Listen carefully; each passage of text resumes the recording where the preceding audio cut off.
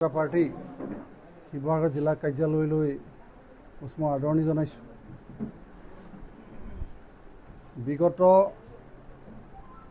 সময়খিনিত আমাৰ শিৱসাগৰ জিলাত বানে যি বিভীষিকাৰ সৃষ্টি কৰিছিল, এই বিভীষিকাৰ সময়ত শিৱসাগৰ জিলাৰ জনতাই ইজনে সিজনক সহায়ৰ হাত আগবঢ়াই ইজনে সিজনৰ প্ৰতি সহানুভূতি প্ৰদৰ্শন কৰি এই বিপদৰ পৰা উদ্ধাৰৰ কাৰণে প্ৰচেষ্টা চলাইছিল। গতিকে সমূহ শিৱসাগৰবাসীক আমি ভাৰতীয় জনতা পাৰ্টিৰ তৰফৰ পৰা আন্তৰিক কৃতজ্ঞতা জনাইছোঁ। আৰু আমি বিশেষভাৱে কৃতজ্ঞতা জনাম শিৱসাগৰৰ সাংবাদিক বন্ধুসকলক। সাংবাদিক বন্ধুসকলেও নিজৰ দায়িত্বৰ উপৰিও নিজৰ শিৱসাগৰৰ মানুহখিনিক উদ্ধাৰৰ কাৰণে অহোপুৰুষাৰ্থ কৰিছিল,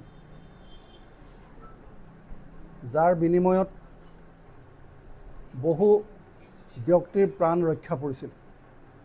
বিভিন্ন ঠাইত আবদ্ধ হৈ থকা ব্যক্তিসকলক উদ্ধাৰৰ কাৰণে সংবাদ মাধ্যমৰ যোগেদি যি খবৰ দিয়া ব্যৱস্থা হৈছিল, যাৰ ফলত প্ৰশাসনে উদ্ধাৰ অভিযান আৰু ত্বৰান্বিত কৰিবলৈ সুবিধা পাইছিল। গতিকে আপোনালোকে যি অশেষ অৰিহণা যোগালে, আমি ভাৰতীয় জনতা পাৰ্টি শিৱসাগৰ জিলাৰ সমিতিৰ হৈ আপোনালোকৰ ওচৰত কৃতজ্ঞতা প্ৰকাশ কৰিছোঁ। এই দুৰ্যোগপূৰ্ণ সময়ত আমি দেখা পাইছিলোঁ শিৱসাগৰৰ এই দুৰ্দশাগ্ৰস্ত ৰাইজক উদ্ধাৰৰ কাৰণে সমগ্ৰ অসমৰ কিছু বাহিৰৰ ব্যক্তিয়েও আমাক সহায় কৰিবৰ কাৰণে আগবাঢ়ি আহিছিল। তেখেতলোকে সামৰ্থ্য অনুসৰি নিজৰ সমৰ্থতা অনুসৰি বিভিন্ন প্ৰকাৰে সহায় সহযোগিতা আগবঢ়াইছিল। সেইসমূহ আমাক সহায় কৰা সমূহ ৰাইজক, শুভাকাংক্ষীক আমি ভাৰতীয় জনতা পাৰ্টি শিৱসাগৰ জিলাৰ তৰফৰ পৰা হিয়া ভৰা কৃতজ্ঞতা জ্ঞাপন কৰিছোঁ। সেই সহায়কাৰীসকলৰ ভিতৰত হয়তো হাজাৰো অধিক বিভিন্ন ব্যক্তি সংগঠনে এই দুৰ্যোগপূৰ্ণ সময়ত সহায়ৰ হাত আগবঢ়াইছিল নিজৰ সামৰ্থ্য অনুসৰি। কিন্তু আমাৰ কাৰণে এটা দুৰ্ভাগ্য আছিল যে এজন ব্যক্তিয়ে এটা বিশেষ গোপন পৰিকল্পনা লৈ পেলাই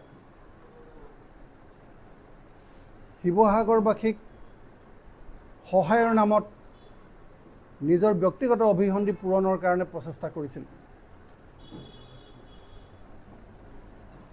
তেখেতৰ সহায়ক আমি অস্বীকাৰ কৰা নাই, তেখেতৰ সহায়ক আমি অৱজ্ঞা কৰা নাই। সহায় কৰিছে, আমি তাক ভাল পাইছোঁ। কিন্তু তেখেতৰ যি গোপন এজেণ্ডা, সেই গোপন এজেণ্ডা আমি প্ৰকাশ পোৱা দেখিছিলোঁ যেতিয়া তেখেতৰ সমবয়সৰ মহিলাই তেখেতৰ ভৰিত ধৰি সেৱা কৰি 500 টকা ল'বলগীয়া এটা পৰিস্থিতিৰ সৃষ্টি হৈছিল। সমবয়সৰ এগৰাকী মহিলাই 500 টকাৰ বিনিময়ত সেৱা কৰাটো আমাৰ অসমীয়াৰ না সভ্যতা না সংস্কৃতি।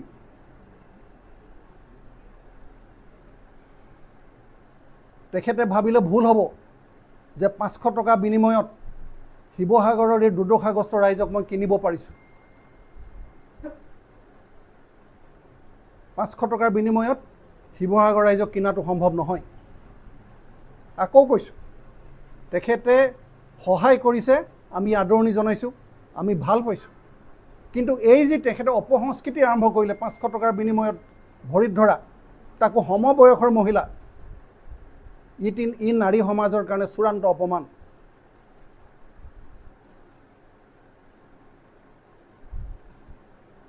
এইটো হ'ব নালাগিছিল। কাৰণ সদৌ অসম ছাত্ৰ সন্থাৰ যি বিদেশী বহিষ্কাৰ আন্দোলন আছিল, সেই আন্দোলনত শিৱসাগৰৰ সমগ্ৰ অসমৰ জাতি ধৰ্ম বৰ্ণ নিৰ্বিশেষে সকলো ৰাইজ একত্ৰিত হৈ বিদেশী বহিষ্কাৰৰ বিৰুদ্ধে এই আন্দোলনত নামিছিল। সকলো ধৰ্মৰ, সকলো জাতি জনগোষ্ঠী। লক্ষ্য আছিল যে আমাৰ অস্তিত্ব ৰক্ষা কৰিব লাগে। এটা অপশক্তি আমাক গ্ৰাস কৰি আহিছে।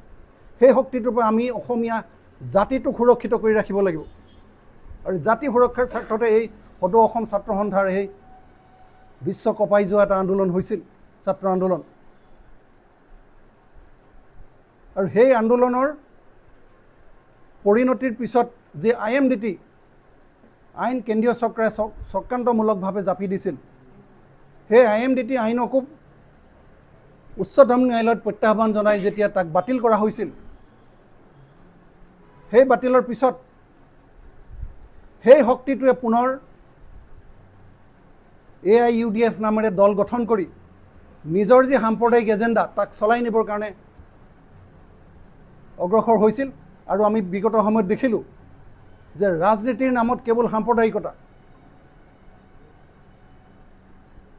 সেই ধাৰাটো আৰম্ভ হৈছিল যেতিয়া UMF বুলি এটা দল গঠন হৈছিল তেতিয়াও সেই একেই এজেণ্ডা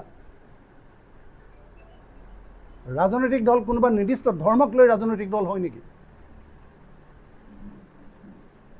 আমি আজি শিৱসাগৰত হিন্দু মুছলমান খ্ৰীষ্টান জৈন বুদ্ধিষ্ট সকলো জাতি জনগোষ্ঠীৰ ৰাইজ একত্ৰিত হৈ শিৱসাগৰীয়া হিচাপে আমি আজি সমিলমিলেৰে বসবাস কৰি আছোঁ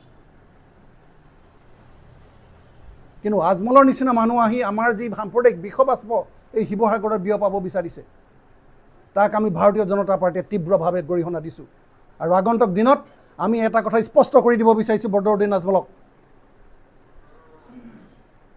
সেই মোগলৰ এজেণ্ডা আমি শিৱসাগৰত সফল হ'বলৈ নিদিওঁ বদৰুদ্দিন আজমলৰ নিচিনা মোগলৰ প্ৰতিনিধিক আমি শিৱসাগৰত কেতিয়াও অশান্তিৰ সৃষ্টি কৰিবলৈ অনুমতি দিব নোৱাৰিম তেখেতৰ পৰিকল্পনা কেতিয়াও আমি শিৱসাগৰত সফল হ'বলৈ নিদিওঁ আমাৰ শিৱসাগৰৰ ৰাইজ ইমান দুৰ্বল নহয় আজমলে যদি ভাবিছে যে কেইটামান টকা কেইকোটিমান টকা বিলাই মই শিৱসাগৰীয়া ৰাইজক কিনি পেলাই হাতৰ মুঠিত লৈ নিজৰ যি সাম্প্ৰদায়িক এজেণ্ডা তাক সফল কৰিম ই কেতিয়াও বাস্তৱত ৰূপায়িত নহ'ব আমি হ'বলৈ নিদিওঁ জনাইছোঁ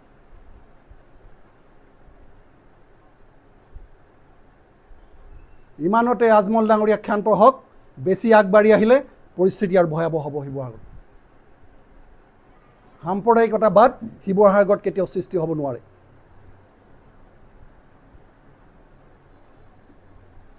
যি মোগলক আহোমে 17 বাৰকে খেদি এই অসম সুৰক্ষিত কৰি ৰাখিছিল